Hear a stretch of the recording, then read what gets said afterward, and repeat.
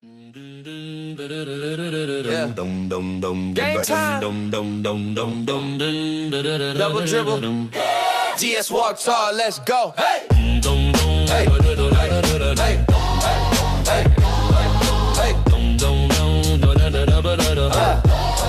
Yeah.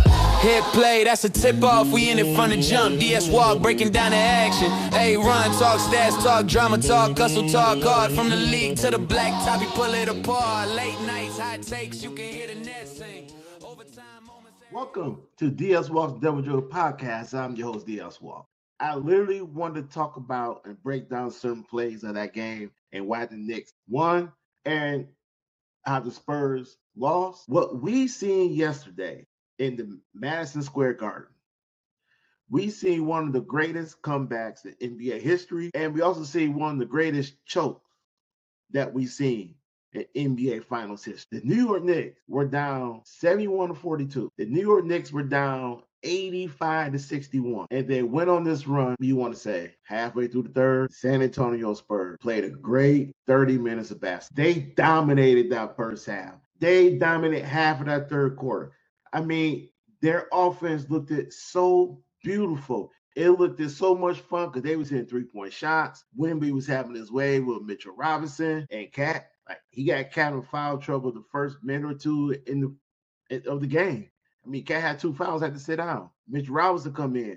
The first thing he did, he attacked him. And he got it, as Wemby was pointing to his head. He was getting inside Mitchell Robinson's head because Mitchell Robinson was playing physical with it. He knocked him down. Wemby scored on him a couple times. I mean, everything you could possibly think of with the San Antonio Spurs that was going right in that first half and 6 minutes in that third quarter, it was going their way. It was legitimately going their way. Now, I think I'm being a little dishonest because it wasn't 30 minutes of good basketball. It was kind of more like 32, 33 minutes. And then something happened. See, there's one thing to be confident and arrogant because you have a big lead. And usually when teams have big leads, they will do anything to protect that lead.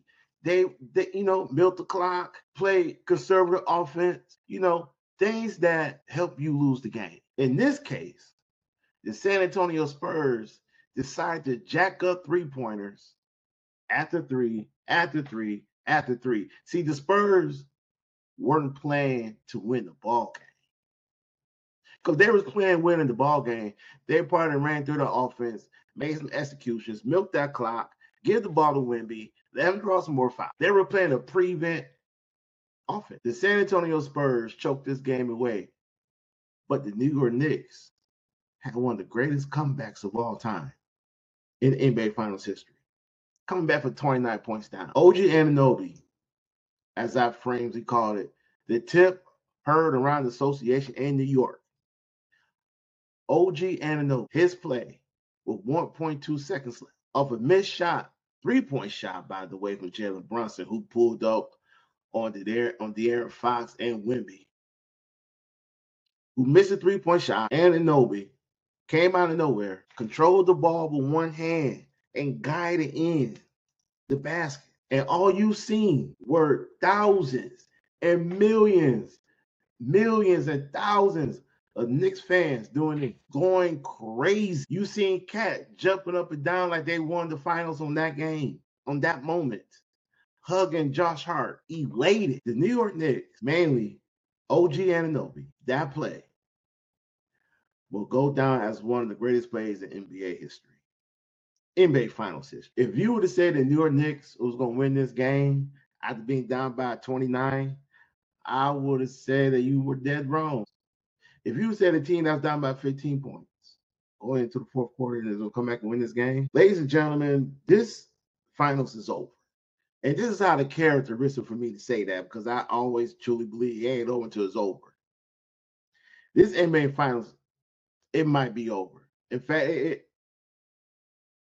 let's just call it over. Because it'll be so hard for me to see a young team like the San Antonio Spurs, who were up big and choked this game away, to be able to bounce back, not physically, mentally, to bounce back, whether it's game 5, 6, or 7, and win this NBA championship. because in the back of their minds, they know that they blew game 4. They blew this game.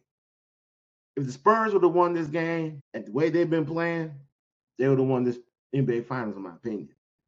Even though I picked New York to win it. But the way the Spurs was playing, every game's been close. Every game's been 1 or 2 possessions. Every little adjustment here and there they had to make, if they would have made it, they would have won. The San Antonio Spurs, might as well say that for 4 games, been the best team. But the Knicks always find a way to win. And because of, you see this young team make critical mistakes in crucial time, the Knicks took advantage of it. I could also make a case that the New York Knicks should have won this finals yesterday. They should have swept the Spurs.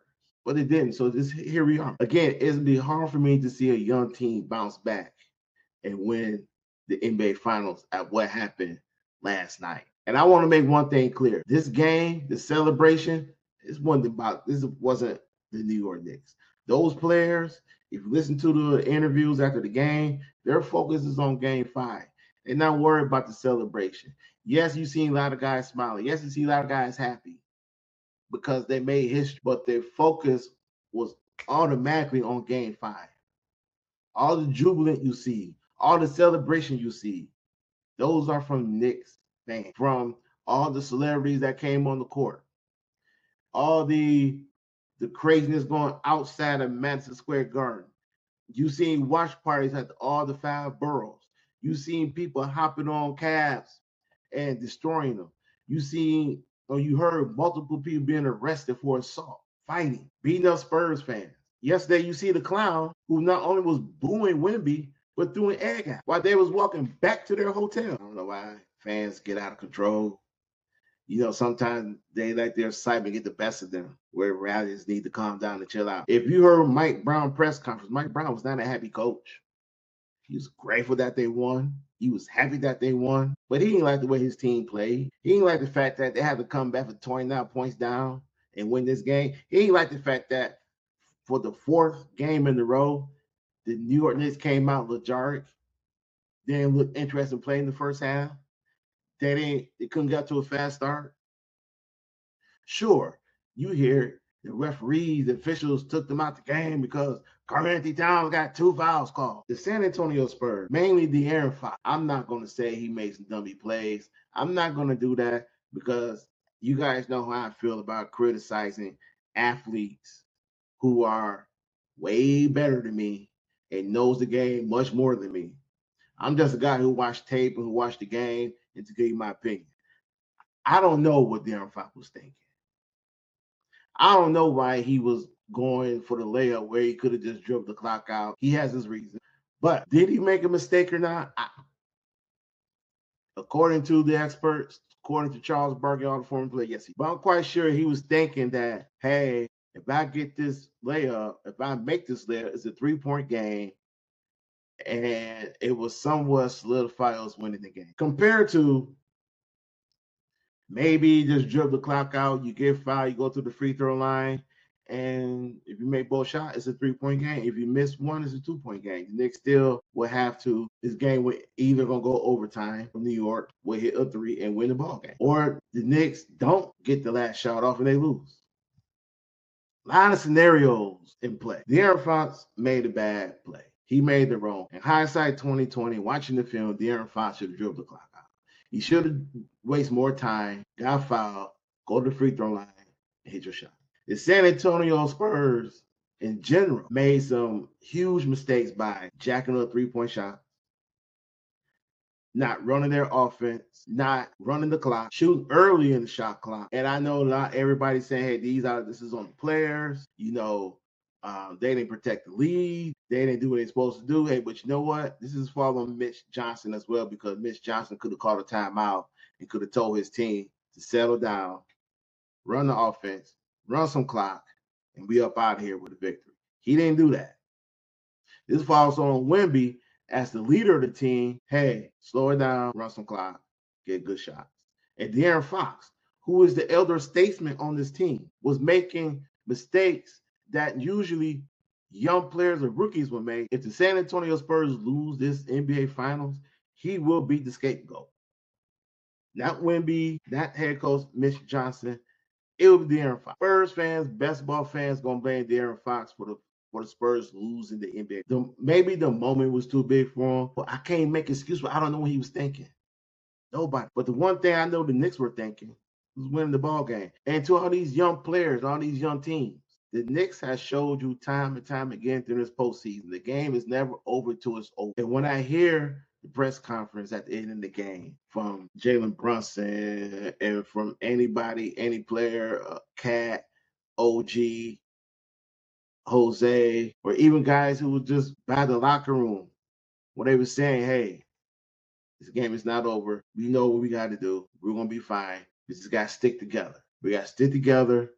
We're going to do this together. And when you hear former players like Kendrick Perkins, Amon Shumpert, Shaquille O'Neal, Draymond Green, Charles Barkley, to break this down, they said it better. The Knicks won this game. They stuck together. They believe in themselves. They believe in their system. And they know that if they can get this, cut that deficit down to a certain amount, they know that they can come back and win this game. Everything they did wrong has been erased in the first half. Mikal Bridges has not had a good game for the second consecutive game. Josh Hart has not had a good shooting game for the second consecutive game. Jose Alvarado stepped up this game. Larry Shamet has now looked good in games 3 or 4. Jordan Clarkson stepped up last game, but they lost. McBride has not looked good. Jose stepped up. And the best adjustment that I seen from Mike Brown in this series was that he played both his point guard, Jalen Brunson, Jose Alvarado, together to give Brunson a break from bringing the ball up, because they was wearing his ass out for 94 feet. Playing both your point guards, getting JB a break. And when you seen JB, yeah, he took his shots. Last game, game 3, he's playing hero ball. This game, he took his shot. He shot better. But you know what else he was doing? He was passing the ball. He was setting screens. He was running off those screens. He was getting to his spots. And once he got to his spots, he was executing. Something he wasn't doing well for the first 3 games of this series. Cat, who was missing from last game, last night, 13 points, 10 rebounds. He looked better. The New York Knicks, I'm sorry, man. I don't know what else to say, because that game was so exciting. And shout out to all the old school basketball fans who like these 107, 106, 106, 105, 104, 97 games like I do. Because whoever said that you got to score a lot of points, we like games in the 113s and 120s, the Knicks and the Spurs have shown everybody that if you win games in the upper 90s or the lower 100s, it can be just exciting as playing a game when you're scoring 120, 30 points. Both of these teams were playing some defense, because the Knicks didn't play defense in the first half. And they played some good defense in the second half. The San Antonio Spurs scored 30 points. 30 points in the second half. I'd scored 76 in the first. The New York Knicks,